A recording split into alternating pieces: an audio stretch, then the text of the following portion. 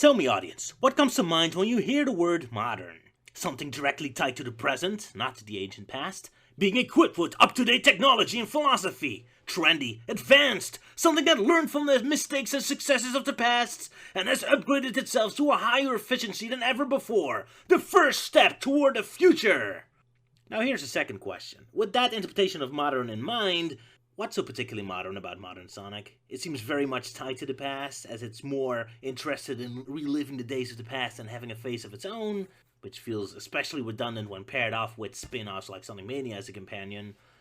My, look how far we've come in 6 years since Generations. And that wouldn't be so bad if, say, Sonic Forces seems to be a more advanced, slicker, smarter version of the past. Yet, most of this game is either a downgraded version of 2008's Unleashed or a downgraded version of 1994 Sonic 3 and Knuckles.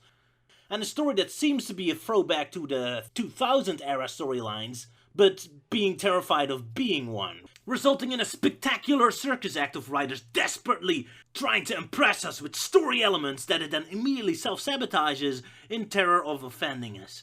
Now, I never really liked the moniker of Modern Sonic. Even outside of how truly modern this Modern Sonic really is, I think it's a clumsy name to refer to a specific era of Sonic.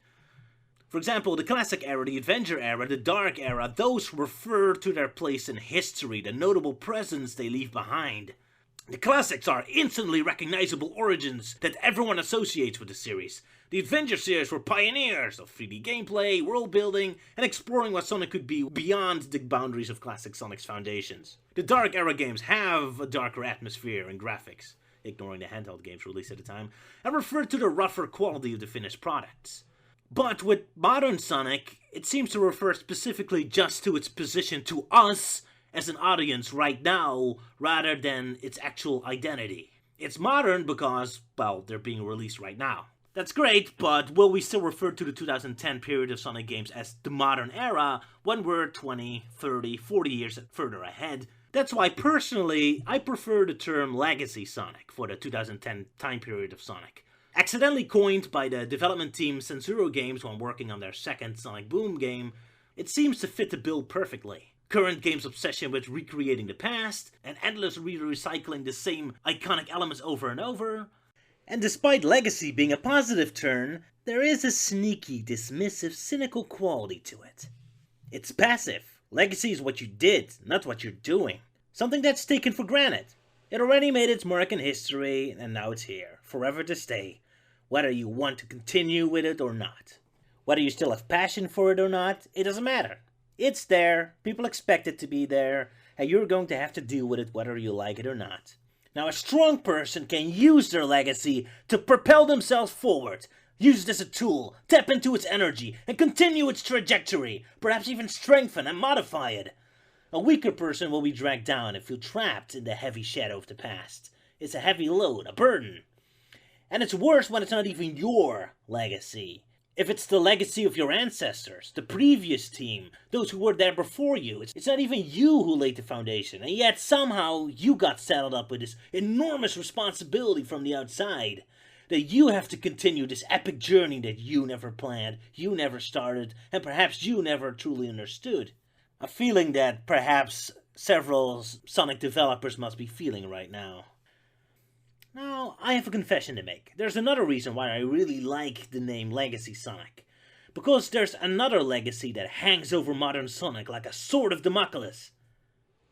Damocles, the Greek name thing. Classic Sonic isn't the only part of Sonic history that defines large portions of today's hero. There's another Sonic game with a presence that I feel every time I take a closer look at the current output of Sonic games. Yes, this one. And no, not in a way you might expect. Okay, here's an observation. The infamous Sonic 06 was created to be the milestone game for Sonic's 15th anniversary game. At this point in time, 2019, we haven't heard news about the next main game other than one being in development. Chances are that this game is planned for 2021, Sonic's 30th anniversary. Now, consider that thought. Half of Sonic's entire lifespan has taken place in between Sonic 06 and, presumably, the release of the next game. The entirety of the Classic era, the Adventure era, the Dark Age, the Sonic Advance games, most of Sonic Riders and Rush, All of them happened in the first half of Sonic's entire life. And now we've had an entire second half with the same time span since. And yet, as fondly as I sum up all the elements that the first half happened, the second half, what even happened in the second half of Sonic's life? Sonic Boom? And, well, I suppose we spent twice the time trying to recapture the classic era than the classic era actually lasted by now. So this second half. Ever since Sonic 06, plenty of articles have been written to lecture Sega on how to save the franchise. And the most recurring arguments I've seen are Sonic doesn't work in 3D, Sonic games should focus on Sonic gameplay and leave his friends out, the strong story presence and world building doesn't belong in a platformer, and Sega should abandon the idea of releasing Sonic games every year and just take more time. Give them more time in the oven. Alright, so let's return to 2019 and take a look at what happened to Sonic since Sonic 06. How many of these arguments have been addressed? Well, a great deal of them actually. Sonic 06 has been the very last Sonic game that has been a fully dedicated 3D game. From Unleashed on, each 3D game has been shifting its focus more and more on including 2D sections and simplifying the 3D sections until those 3D sections are little more than barely interactive minigames in between the 2D gameplay areas that contain the real meat and potatoes of the gameplay. I mean, here's an example of 3D gameplay as we expect in the 2010 era, pretty much. Meanwhile, full-blown 2D games have made a spectacular comeback, with many new games made entirely in 2D. Never mind whether they all were well received, point is, the format has returned, and it's planning to stay. The Werehog has been the last time a secondary character has taken up considerable screen time from Sonic. Never mind the fact he actually is Sonic on top of that, all of the main games since have only had Sonic as playable character, even when there are multiple characters. Up until Sonic Forces, I suppose, and even Forces still makes a point of keeping the different characters, Avatar and Shadow, as close to Sonic's gameplay as possible. The only exceptions to this rule are mostly Rise of Lyric and Sonic Mania. One of them everyone hates, one of them everyone loves, so even they are not really an argument for or against this idea. And besides that, neither really qualifies as a modern Sonic game. They're spin-offs made by different studios, mostly. So please forgive me for not really considering them heavily in this argument. Now, besides that first point, the story also has been considerably simplified since Sonic 06. While there's still at least half an hour of cutscenes with each game, they've become more character-driven. They're less heart plot and events and mysteries to solve, but much more just sequences of the characters interacting with each other, chatting with each other. And with this switch to a more character-driven narrative, the world building and continuity has been reduced to almost nothing, so players don't require any knowledge of previous games to follow what's going on. Complicated character dynamics completely disappear after the game they were relevant in. And characters are constantly reinterpreted toward easier-to-grasp character types. This is particularly noticeable with Zavik the Zeddy, whose vendetta with Dr. Eggman is all but forgotten in any future games. He's now a loyal henchman to Dr. Eggman to keep it all streamlined for casual players. Which leads to an interesting observation. We have character-driven stories, but with all the characterization removed. So I'm not entirely sure what we're really watching in cutscenes these days. Early drafts for the writer's future stand-up comedian routines, I suspect. But regardless, another criticism addressed. Well done. And as for Sega's too frequent releases of new Sonic games, consider this. Sonic Generations, the 20th anniversary game, picked one level from each main game released up until that point. It had 9 levels. If the game we receive on the 30th anniversary would be another Sonic Generations, picking only main games released since then, this entire decade would provide a game with only 2 new levels. 3 if we give Sonic Generations a level of its own.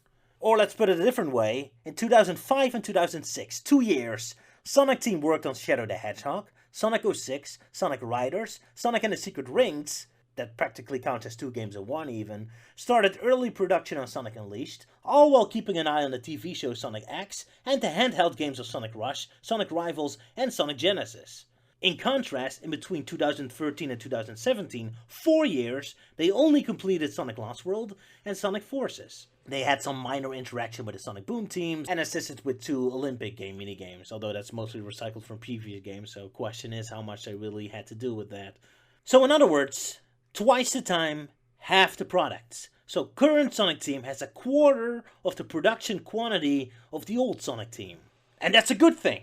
2006 Sonic Team was overstretched, overworked, and had low quality in their work. So it's a good thing this changed. Current Sonic team has more time, more energy to finally create the high quality Sonic products the series deserves. Question is if that's really the case.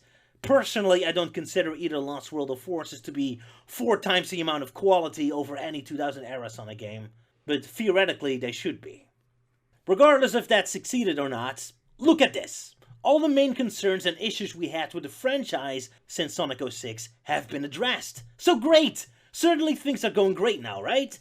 The franchise is saved! And yet still, in 2019, I feel there's very little optimism in the Sonic fanbase. Most are still feeling downbeat and frustrated with the series output. And I still run into articles like this. What happened to Sonic the Hedgehog? Inspiring to see brave journalists finally stepping up and telling us that Sonic 06 was bad. Warms my heart. Why is modern Sonic so terrible? The article asks in 2019. And then answers by, surprise surprise, moving through the list of the usual suspects, putting most of the blame at Sonic 06. And yes, Rise of Lyric and Forces also get a quick mention as extensions of Sonic 06, despite having issues of an entirely different nature. Sure, I can buy Rise of Lyric being a spiritual successor to Sonic 06 for having a rushed production, although besides that they're each other's complete polar opposites. Sonic 06 had a very singular vision and just didn't have enough time to complete it. Rise of Lyric had plenty of development time to complete it, but it just didn't have a singular vision and was constantly bouncing all over the place between several different stipulations and demands Sega was making. So yeah, they had the same downfall, but for completely different reasons. And then Sonic Forces. Sonic Forces problems have nothing in common with Sonic 06. Nothing. They seem to only get connected only for its dark atmosphere. Never mind that Sonic 06 actually had dark atmosphere with actual death, demons, and the end of the world, where Sonic Forces is utterly toothless and is merely playing dress up for Halloween as far as its dark content is concerned. Friendly reminder that this is our epic introduction to Dr. Eggman after he took over the world in this dark and edgy game, 10 seconds before he's beaten by Baby Sonic. So here we have an article detailing everything that's wrong with Sonic in 2019, and yet Forces is pretty much the only proper modern Sonic game mentioned in this entire article. And even then it doesn't really go into what specific modern issues Sonic Forces committed, and instead just makes it an extension of Sonic 06. So there goes my hope that any of the uniquely modern problems with modern Sonic get examined, and instead we're just piling on Sonic 06 as usual. Well, and have an easy chuckle at the movie design, of course. This was made before the second trailer. Hardly a word is spent on the entire second half of Sonic's life, despite that this article is supposed to be an examination of why current-day Sonic is in trouble. So that begs the question, if current-day Sonic is in trouble, that really makes me curious why nothing released in the entire second half of Sonic's entire life have shaken off the effects of Sonic 06 by now. Why that after Sonic Unleashed, Colors, Generations, and Mania, each enjoying an increasingly higher amount of praise from the press and fans alike, that modern Sonic is still in trouble somehow? Did Rise of Lyric single-handedly cancel out all the positive effects of all these games? Does anyone even remember enough of Sonic Boom Rise of Lyric for that game to have such an effect? As far as I'm concerned, that game is so boring I don't even remember anything it did or what problems it really had. It was glitchy, I guess. And technically, neither Rise of Lyric nor Mania should really be considered for the status of modern Sonic as Sonic Team's output, being spin-offs from a different team, but I can't blame casual observers for throwing it all in the same pot. And that's the frustrating thing about the whole situation. Sega has been following the warnings and advice given to them after Sonic 06 for over a decade now. Focused on 2D gameplay, check. Sonic's gameplay, check. Any distracting elements like quality storytelling is out of the way. We should be having this holy grail of Sonic's perfect games in our hands right now. And yet, all Sonic Team has offered us this decade are the clunky and focused Lost World, and Forces managing to be even less sophisticated than Unleashed managed to be, despite that game being part of the so-called dark era of Sonic games.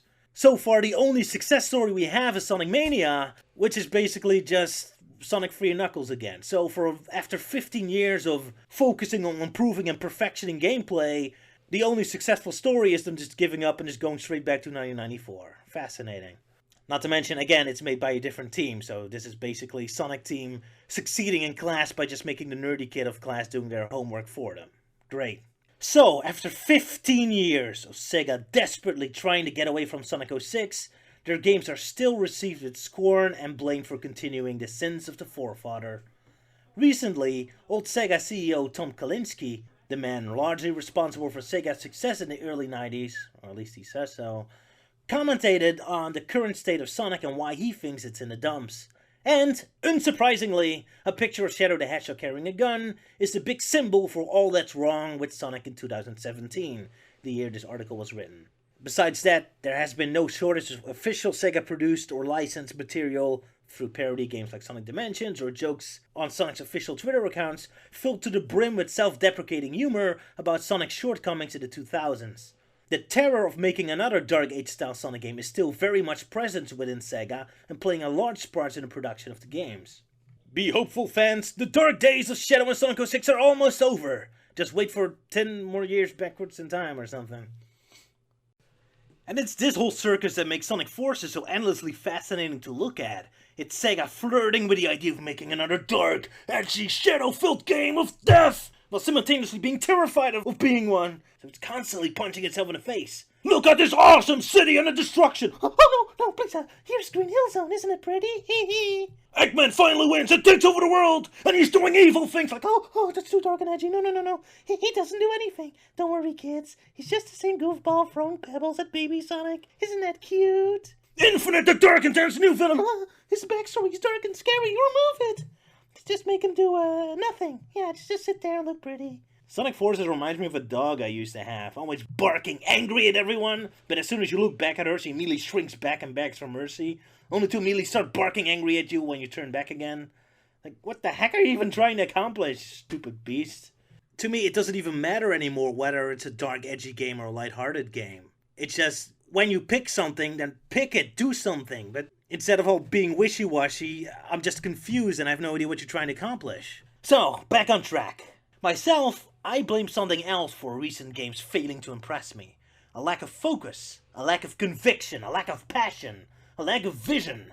I play Sonic Lost World or Sonic Forces, and all I sense is fear. Fear for commitment, fear for passion, fear for standing up and proudly presenting us with Sonic in full glory. Fear, essentially, for creating a new Sonic 06. The series can't dedicate themselves either to 2D or 3D gameplay, so it has an unsatisfying mix of both. It can't dedicate itself to either an upbeat story in Lost World or a darker tale in Forces, without awkwardly inserting contrasting dialogue and concepts in for fear of alienating fans. I can go on forever, but I'm not going into detail right now. I've had many videos released talking about this wishy-washiness of Sonic Team. For now, I just say that everything feels shrouded in indecision, with artists who desperately want to impress us and show off, but are shot in the foot in fear of overstepping some sort of boundary. These games are not made with passion and conviction, but with fear. Or worse, they are made with passion and conviction, but then the higher-ups have fear and smother the final product before reaching the finish lines. Sometimes I love to see what an earlier version of Lost World or Forces has been like, because I keep hearing a lot of rumors about them suddenly changing direction halfway through production, but that's not going to happen. Whenever I hear the media or Sega officials discuss how to improve and grow for a better future, I never see them put any consideration to the shortcomings and mistakes of games they made this very decade. It's always the 2005-2006 period that's the big star. The next game will be good because it does everything in its power to not be the next Sonic 06. That's great. Problem is, every single game since Sonic 06 is a game that's desperately not trying to be Sonic 06. We're stuck in over a decade-long loop of improving games crippled with fear of being Sonic 06 by being even more fearful and not trying to be Sonic 06. We've been solving Sonic 06 over and over and over again, while also keep banging our heads into the exact same new problems. Because all the problem solving is entirely based on what's gone wrong in the faraway past instead of focusing on what's going wrong now. And that, as far as I'm concerned, is Legacy Sonic's greatest legacy. Not the proud history of classic Sonic that it's so desperately trying to recreate, but the shadows of its evil twin. It's almost 2020. Soon, I suspect the new Sonic game will be revealed. Many people and the media will be concerned Sega made another Sonic 06. I'll be concerned Sega made another not Sonic 06.